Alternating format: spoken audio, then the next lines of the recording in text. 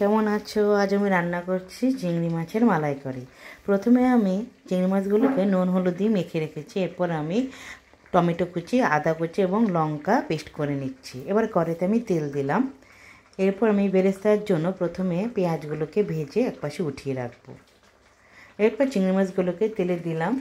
কিছুক্ষণ ভাজার পর চিংড়ি মাছগুলোকে উঠিয়ে পাশে রেখে দিলাম। এরপরে আমি তেলের মধ্যে গোটা গরম মশলা ফোড়নে দিয়েছি। এরপর আমি মিক্সার দিয়ে পেস্ট করা মশলাটা এর মধ্যে দিয়ে কিছুক্ষণ কষাতে থাকলাম।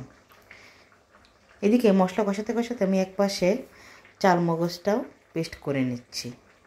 চালমগজটা পেস্ট করে এর মধ্যে দিয়ে দিলাম।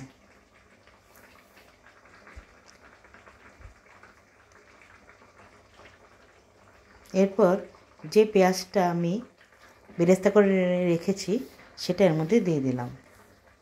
কিছুক্ষণ নাড়াচাড়া করার পর আমি ভাজা চিংড়ি মাছগুলো এর মধ্যে দিয়ে দিলাম।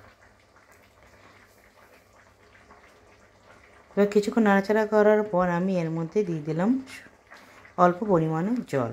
কিছুক্ষণ ফোটানোর পর আমার এই রেসিপিটা রান্না প্রায় কমপ্লিট হয়ে যাবে। তোমাদের যদি এই রান্নাটা ভালো লাগে তাহলে সবাই লাইক, কমেন্ট এবং শেয়ার করবে। তাহলে আজকে রাখি, বাই বাই।